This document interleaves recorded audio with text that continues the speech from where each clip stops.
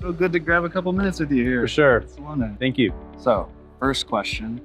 What does Salone mean to you as a designer?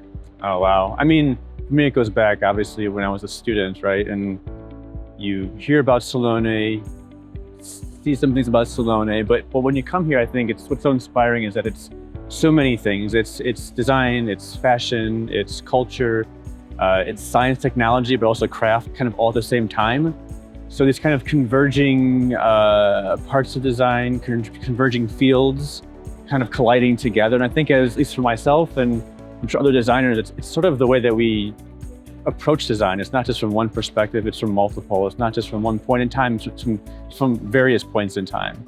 All kind of being inspired and trying to make sense of things, and just sort of, and I think Milan in itself is it's a great place because you see how just architecture, the people, how it's different styles, different periods, materiality, colors, it's all allowed to kind of exist together and kind of work harmoniously in some kind of way. And I think Salone in this way is sort of a great representation of that. And again, it's all these things kind of colliding together. I think it's just so inspiring and so kind of energizing to kind of be here for this week of kind of celebration of design and everything else that is part of design. And with all this energy and these collisions and everything, do you see any trends emerging? I mean, this is always kind of the question, like, what's the next thing? What's the trend? What are we seeing? I think it's interesting to see some things. I think they have kind of maintained and stayed throughout, kind of like throughout time. But I think part of it is more about kind of even slowing down a bit. I think we've been too sort of programmed year after year to kind of speed things up, go faster. What's the next? What's the next? What's the next? But I think more of a celebration of what sort of has been kind of becoming more of a classic or a mainstay. What's the interpretations of that?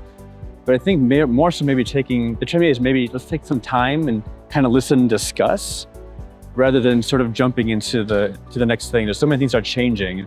I think to give time and sort of space for these things to kind of happen, to me, is sort of what I would like to see, sort of like the next phase of design, and not just industrial but all sort of aspects of kind of design. Take that moment And try and slow down and look for answers, or just ask questions? Yeah, maybe just listen first, right? And have those discussions. I think we need more time again to have conversations. Collaboration isn't always about creating a result or needing an answer, but more so just in the spirit of and celebration of working with one another, having conversation. And I think that to me is then where kind of things have to develop and happen. I think we're too much involved in what's the answer, and how do we solve things, versus let's listen and have conversation around sort of maybe what's happening and what's next. And have you seen, you've been to so many studios, exhibits, Sure, yeah. It's just been a whirlwind. Have you visited any studios that kind of had that sort of philosophy or ethos? Yeah, we were talking with, we were at the studio of Michael Delucchi. I think what's interesting about what they do, or their approach, is that they have this sort of kind of bigger thinking, or even around, we don't need to say have an answer, but to have the conversation first. Let's listen and see what is kind of appropriate. They work really well with kind of the conceptual and kind of the what ifs and those types of conversations, which I think then lead into the answers, right? You work with people, you have conversations, and you sort of let it develop in sort of an organic way. But then also, of course, how do you apply that? But I think it's more important to have sort of the questions and the ideas and the conversations, rather than, maybe try and answer it immediately. And I think they really embodied sort of this spirit and this idea around this, which I think I was appreciated from their work. And so for you, do you tend to be, this is an impossible question. Okay, all right, yeah. But do you tend to be more inspired by colors that you see, the materials and finishes? Sure. Conversations? Right. I think I'm kind of an approach of yes, kind of to all of that. All of the above. Yeah, well, and I think there's an approach to where I like talking more about feelings and emotions. Is there a way that I want to feel in a space, or having an interaction. And then what are sort of the, like to your point, is there something about the way a space or an object or a piece of furniture or whatever is kind of stuff that gives me a similar feeling, almost like music, in that when you hear like a sound or a note, you almost get an immediate reaction.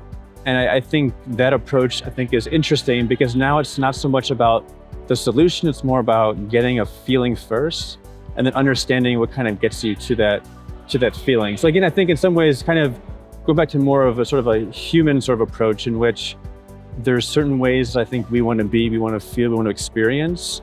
And I think even more so now, because we're trying to understand this world, I think it's changing so quickly. And we're trying to find these places of like comfort, familiarity, collaboration, community. And I think there just needs to be sort of that idea around how do we feel, and not being afraid of kind of slowing things down a little bit to sort of get there and have those conversations. And last question, Sure. perfect segue.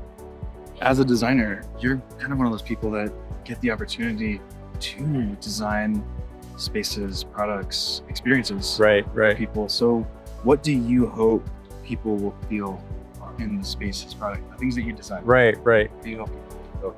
I mean, obviously you want them to feel comfortable. You want them to feel that it's okay to be who they are, right? We're trying to be a lot more, it seems natural that we should always be inclusive, but I think we need to be more intentional about it and kind of better understand sort of what is that broad spectrum, right, of individuals and how they can work together and how to feel comfortable in who they are, right? And comfortable in how they work together. And I think that's also a big challenge, because I think in the past it was a lot of human adapting to space in some way. And I think now it's even more of the intention, or how do we get to a point to where we're creating spaces that sort of adapt to, I think, how humans want to be or need to be in order to feel comfortable, do their best, whether it's work or collaboration or relax, to get that peace of mind, to be able to take a moment. So I think right now there's a lot of work that we need to do around to better sort of understand that and adapt more to the human aspect, rather than expect maybe, or in the past how it's more human sort of adapting to spaces or sort of to ideas. It kind of goes back to what you're saying with listening. It's almost like creating an experience that listens. Right. Can we slow down a experiencing. little bit? Can we listen maybe a little bit more and have the conversations first before jumping into a solution? So Beautiful. Thank you so much. yeah, thank you. It was a pleasure.